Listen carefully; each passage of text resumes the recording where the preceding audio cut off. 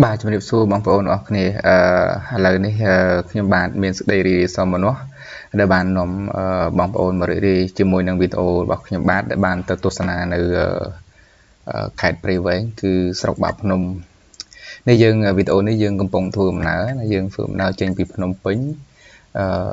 ដែលយើងថតត្រង់ចំណុចនេះគឺស្ថិតនៅម្ដុំគៀនស្វាយយើងអាចបានថតពីដំបូងទេដោយសារអត់ចាប់អារម្មណ៍ថាបានថតអត់ចាប់អារម្មណ៍ថានឹងថតវីដេអូហ្នឹងទេតាមពិតទៅអត់មានគម្រោងទៅថតវីដេអូថតអីណាគ្រាន់តែជិះទៅឆ្វែលចង់មើលតំបន់ភូមិឋានខេត្តព្រៃវែងជាពិសេសស្រុកបាភ្នំខេត្តព្រៃវែងភ្នំជើកាច់អញ្ចឹងណាឥឡូវនេះយើងបានដល់ស្ពានអ្នកលឿងហើយយើងឡើងស្ពានអ្នកលឿងហើយនៅក្នុងការឡើងមកដល់ស្ពានអ្នកលឿងនេះយើងបានយើងនឹងផ្តិតយករូបភាពមួយចំនួនទាក់ទងនឹងទស្សនវិជ្ជាតាមផ្លូវនៅលើស្ពានហ្នឹងយើងឃើញអ្នកដំណើរធ្វើដំណើរទៅមកហើយតិចទៀតយើងនឹងបានថតរូបភាពនៅត្រង់ស្ពាននៅក្នុងចំពាក់កណ្ដាលស្ពានហ្នឹងណាមានឡានទៅមកព្រៃវែងភ្នំពេញស្វាយរៀងអីចឹងណាព្រោះនេះជាផ្លូវជាតិលេខ1បាទតាមផ្លូវជាតិលេខ1ហើយចម្ងាយផ្លូវពីភ្នំពេញទៅខេត្តព្រៃវែងមាន90គីឡូម៉ែត្រតាមផ្លូវជាតិលេខ1ហើយយើងធ្វើដំណើរឆ្ពោះទៅឥឡូវយើងឈប់សិនយើងមើលស្អីស្អាតយ៉ាងនេះយើងបានថតរូបនៅកន្លែងនេះយើងបានថតរូបមកសន្ទុះហើយក៏យើងបន្តដំណើរទៅទៀតយើងចុះទៅតាមក្រោមស្ពានរូបក្រោមស្ពានគឺរូបក្រោមស្ពានគឺទៅឆ្លងកាត់ស្រុកពីមរត្រង់យើងជិះម៉ូតូនេះយើងធ្វើដំណើរនេះគឺនៅក្នុងស្រុកពីមរស្ថិតនៅអ្នកលឿងដូចគ្នាប៉ុន្តែគ្រាន់តែអ្នកលឿងស្ថិតនៅក្នុងស្រុកពីមរអញ្ចឹងមានន័យថាយើងកំពុងធ្វើដំណើរនេះគឺស្រុកពីមរដូចជាឃុំខ្ញុំភ្លេចបាត់ហើយឃុំដូចជាឃុំខ្សាយឬខ្សោយខ្ញុំអត់ចាំឈ្មោះហ្នឹងទេប៉ុន្តែដែលយើងកំពុងជិះម៉ូតូនេះគឺស្ថិតនៅក្នុងឃុំហ្នឹងហើយយើងធ្វើដំណើរទៅខាន់ទីរួមខេត្តព្រៃវែងហើយយើងនឹងចេញពីទីរួមខេត្តនៅពេលដែលយើងដល់ទីរួមខេត្តហើយយើងចេញពីទីរួមខេត្តយើងនឹងទៅបាភ្នំទៀតប៉ុន្តែបញ្ជាក់ថានៅតាមផ្លូវទៅទីរួមខេត្តព្រៃវែងនេះគឺយើងជិះតាមបណ្ដោយទន្លេអ្នកលឿងរហូតទៅដល់ទីរួមខេត្តអញ្ចឹង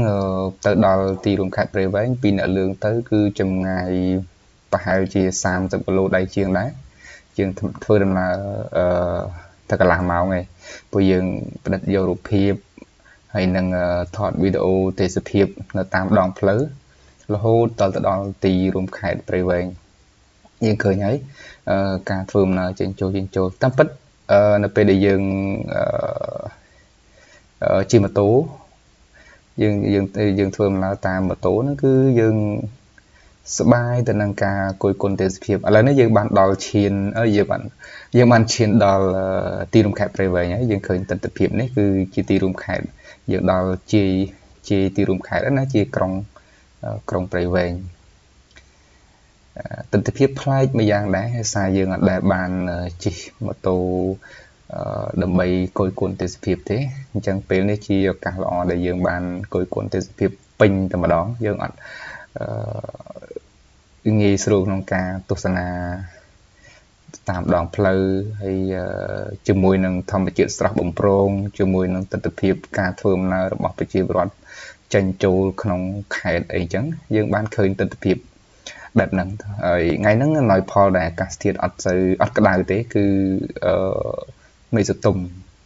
មេឃស្រឡះប៉ុន្តែអត់មានពន្លឺថ្ងៃអីនេះទេដោយសារវាជាខែនេះខែល្ងាចាប់ផ្ដើមខែល្ងាណាដើមខែល្ងាអញ្ចឹងយើងមានអារម្មណ៍ថាត្រជាក់ជិះតាមផ្លូវអញ្ចឹងណាយើងអត់បានថតវីដេអូឬក៏ថតរូបនៅក្នុងទីរួមខេត្តដើម្បីជូនគ្នាយើងទស្សនាទេប៉ុន្តែនេះនៅត្រង់ចំណុចនេះគឺជាវីដេអូដែលយើងបានចាក់ចេញពីទីរួមខេត្តព្រៃវែងធ្វើដំណើរឆ្ពោះទៅកាន់ស្រុកបាភ្នំប្រហែលជា40គីឡូដីដែរអញ្ចឹងជិត1ម៉ោងយើងធ្វើដំណើរចេញពីទីរួមខេត្តទៅណា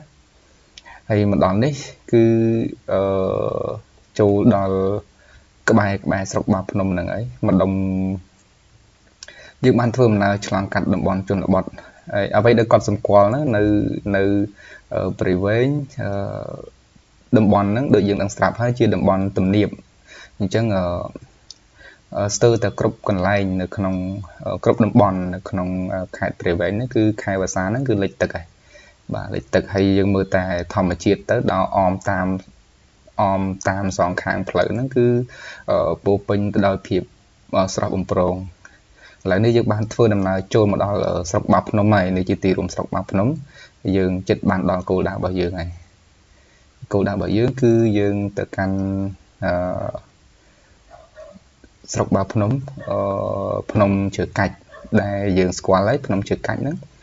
គឺជាភ្នំដែលជាតំបន់ទាក់ទងទៅនឹងប្រវត្តិសាស្ត្រអញ្ចឹងណាអញ្ចឹងដូចដែលយើងបានធ្លាប់ដឹងមកហើយឥឡូវនេះយើងបានតែដល់ទីរួមស្រុកហើយយើងងាកមើលមកសាំងម៉ូតូរបស់យើងចិត្តអស់ហើយអញ្ចឹងយើងកន្លែងនេះគឺយើងស្វែងរកកន្លែងចាក់សាំងម៉ូតូសិនអញ្ចឹងយើងធ្វើដំណើរដល់ការ៉ាសាំងប៉ុន្តែខ្ញុំបានថតទេបានថតវីដេអូនៅកន្លែងការ៉ាសាំងឯងអញ្ចឹងបន្ទាប់ពីចេញពីការ៉ាសាំងខ្ញុំនឹងថតបន្តទៀតរហូតដល់ភ្នំជើកាច់ឥឡូវនេះវីដេអូកន្លែងនេះគឺយើងផ្លូវចូលទៅភ្នំជើកាច់ភ្នំជើកាច់ហ្នឹងគឺស្ថិតនៅក្នុងឃុំកំពង់ភ្នំស្រុកបាភ្នំខេត្តព្រៃវែងដែលជាតំបន់រមណីយដ្ឋានភ្នំជើកាច់នេះពីដើមឡើយកាលធ្លាប់ដឹងមកតគ្នាណាគឺជាតំបន់ប្រវត្តិសាស្ត្រដំបូងគេនៅសតវត្សទី11ហ្នឹងគឺជាទីតាំងនគរភ្នំឬក៏សម័យហ្វូណនអីចឹងណាជាទីតាំងប្រវត្តិសាស្ត្រតំបន់ប្រវត្តិសាស្ត្រដំបូងគេបង្អស់តាំងពីសតវត្សទី1មកម្លេះចឹងណាអញ្ចឹងប៉ុន្តែសប្តាហ៍ថ្ងៃនេះកន្លែងនេះគឺមិនសូវជាមានការតាក់ទាញភ្ញៀវទេសចរច្រើនប្រហែលទេដោយសារវាតំបន់ស្ងាត់ហើយដាច់ស្រយាលដែរពេលណាមួយមើលទៅវាអត់សូវមានភាពតាក់ទាញអីច្រើនបើយើងធៀបជាមួយនឹងតំបន់រមណីយដ្ឋានប្រវត្តិសាស្ត្រដូចជាប្រាសាទអង្គរវត្តឬក៏តំបន់ផ្សេងទៀតនៅក្នុងប្រទេសកម្ពុជាយើងហ្នឹងកន្លែងនេះគឺនៅក្នុងនេះគឺវាមិនសូវជាមានភាពតាក់ទាញនិយាយរួមទៅប៉ុន្តែមួយយ៉ាងដែរនៅពេលដែលយើងបានមកដល់ក្នុងរដូវនេះពិសេសនៅក្នុងរដូវវស្សាហ្នឹងណាអញ្ចឹងយើងទទួលបានអារម្មណ៍ស្រស់ស្រាយមួយបែបជាមួយនឹងធម្មជាតិស្រស់បំព្រងតាមជើងភ្នំហើយអ្នកទាំងអស់នេះអ្នកជិះម៉ូតូហ្នឹងគឺសុទ្ធតែជាអ្នកចូលមកទស្សនានៅតំបន់រមណីយដ្ឋាននឹងដូចគ្នាឥឡូវនេះយើងបានដល់ជើងភ្នំយើងចាប់ដើមឡើងទៅហើយដូចយើងដឹងហើយភ្នំនេះគឺឈ្មោះថាភ្នំជើកាច់ស្ថិតនៅក្នុងឃុំជើងភ្នំស្រុកបាភ្នំខេត្តព្រៃវែងហើយដែលពីដើមឡើយគឺជាតំបន់ប្រវត្តិសាស្ត្រមួយយូរលង់មកហើយតាំងពីសតវត្សទី1មកម្លេះហើយយើងកំពុងធ្វើដំណើរឡើងលើភ្នំនេះតាមពិតมันខ្ពស់ប្រហែលទេប៉ុន្តែចដើរឡើងយើងមានអារម្មណ៍ថាយើងហត់បន្តិចកន្លែងហ្នឹងបន្តិចទៀតខ្ញុំនឹងចាក់សំឡេងoriginal ណាសំឡេង scene ដែលខ្ញុំបានថតនៅក្នុងវីដេអូ record វីដេអូហ្នឹងគឺយើងនឹងបានទស្សនា original sound នៅក្នុងវីដេអូបន្ទាប់បន្តិចទៀតនេះចឹងសង្ឃឹមថាយើងជួយយើងអាច enjoy ទស្សនាទាំងអស់គ្នានៅទស្សនវិជ្ជាទាំងសំឡេងទាំងវីដេអូ original តែម្ដងបាទសូមអញ្ជើញជិតដល់ហើយអុយនៅមួយវគ្គទៀតនៅវគ្គទៀតអូឥឡូវនេះមានអារម្មណ៍ថាហត់ណាស់អស់មួយវគ្គហើយណានេះមិនហើយឬអត់ហត់ដែរតា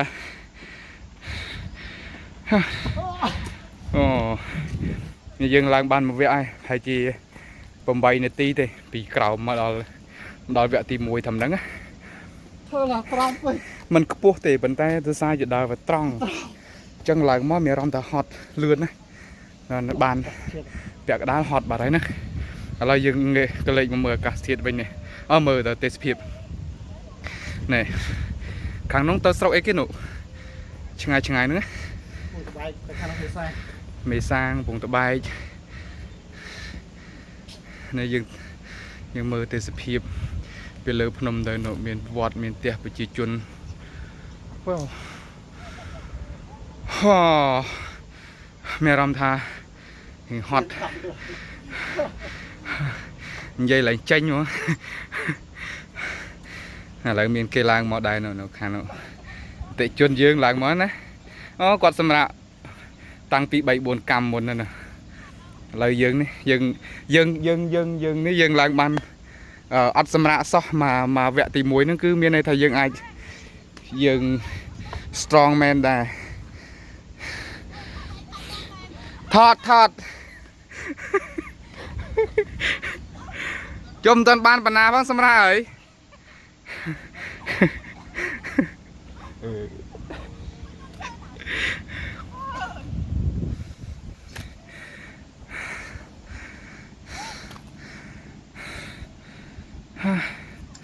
hoa đây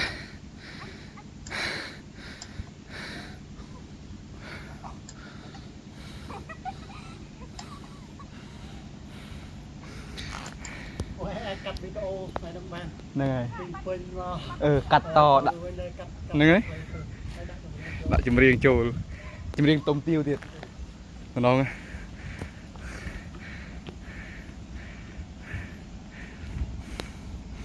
xuống đây hot đấy hot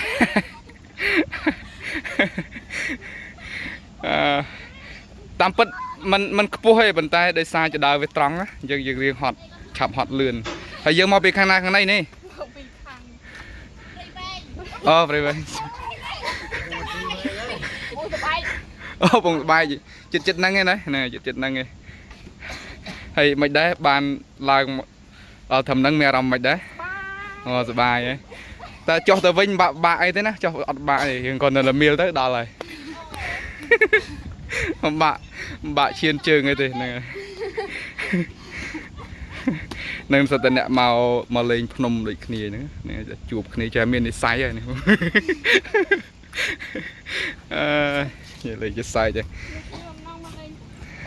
đây này chưa chua tiệt thời gian đó nghe tôi lòng chật lòng bạn đục bên đấy sật lại bạn đục từng ngõ kia này nghe chun coi chuột á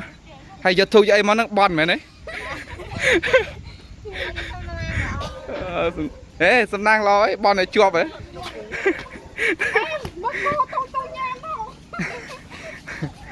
chun po ngõ kia lòng chuột đấy tại không prang riêng phong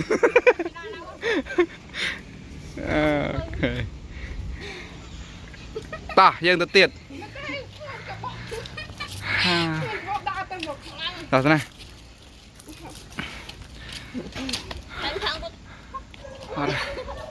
tôi mua này ti đây là dương bật to tiệt clay thế chỉ là phần năng về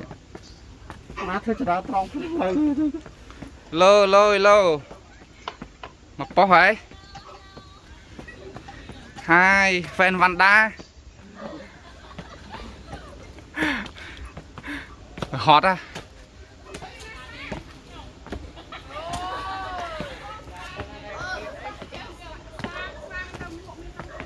chúa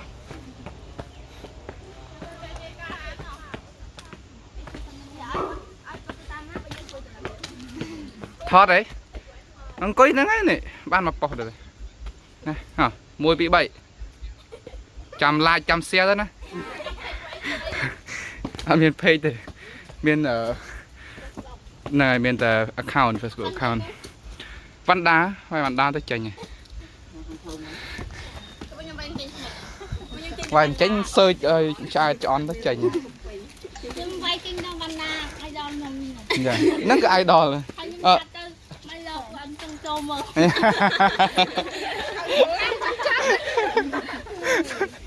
Hello bạn đa mày lợp á.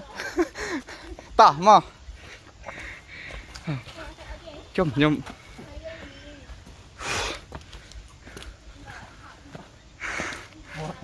Ôi bậy như vậy đấy.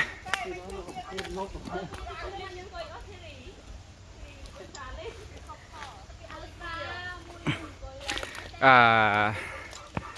dưỡng đo pu bà này đó nè thằng cái này nè cứ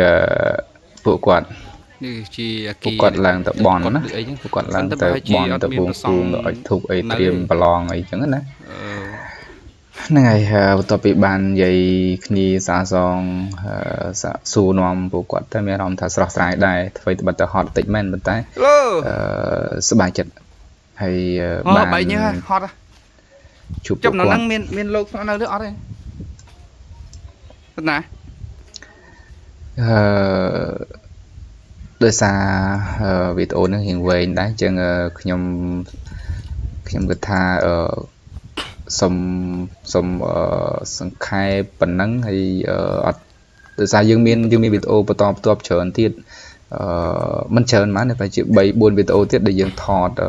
ទៅស្អាតដែរលើថតយើងចុះទៅភ្នំតាមផ្លូវផ្សេងមិនមែនផ្លូវដែលយើងឡើងមកភ្នំទេណាចុះផ្លូវផ្សេងផ្លូវតាមព្រៃតែយើងមើលទស្សនវិជ្ជាលើហ្នឹងទៅជាទូទៅនៅក្នុងតំបន់នេះរៀងក្លិនតិចរៀងក្លិនដោយសារមកលើនេះមិនសូវជាមិនសូវស្អាតមានការសម្អាតអីប្រហែលទេនៅតំបន់រំលីឋាននេះប៉ុន្តែវាមានភាពចម្រុះវាជាមួយនឹងធម្មជាតិជាមួយនឹងមានអារម្មណ៍ថាខ្យល់ត្រជាក់ហើយមានស្លឹកឈើមានដើមឈើច្រើនអីចឹងធ្វើឲ្យយើងសប្បាយរីករាយមានអារម្មណ៍ថាស្រស់ស្រាយបែបដែរតែវាមានក្លិនមែនប៉ុន្តែដល់វាមានខ្យល់អញ្ចឹងមកវាធ្វើឲ្យបាត់ក្លិនខ្យល់បក់លើបមកអញ្ចឹងណាយើងក៏អាចដើរបានស្រួលដែរហើយយើងឮសំឡេងខាងនោះទិដ្ឋភាពដែលយើងថតទៅគាត់មកបន់ស្រន់សួងត្រៀមប្រឡងបាក់ដប់ប្រជាជនភូមិស្រុកអីចឹងយើងថតទៅពីលើភ្នំឃើញមានទឹកមានផ្ទះមានស្ព្រៃអីចឹងដើមពោគាត់ឲ្យប្រឡងជាប់បាក់ដប់ទាំងអស់គ្នាអញ្ចឹងណាតែឲ្យគាត់រៀនត្រៀមផងអីផងអរគុណច្រើនសម្រាប់ការទស្សនាវីដេអូនេះកុំភ្លេចជួយ follow ឬ subscribe follow page នៅក្នុង page Facebook ហើយនឹងជួយ subscribe យើងបានសួរគាត់បនស្រន់មិញយើងបានយើងស្រស់ស្រាយណាពេលឡើងប្រកម្មចលាទៅតិចលេខទៅហត់ជាងបានតន់ឈប់ដល់20ពេលទៅស្រស់ស្រាយពួកគាត់ពិតជាសប្បាយមែនទែនគាត់រៀនប្រឡងខ្ញុំបានជូនពរគាត់ឲ្យប្រឡងឲ្យប្រឹងរៀនសុំឲ្យប្រុសបោតិចសុំបោកប្រុសវិញណាប្រយ័ត្នណាឆប់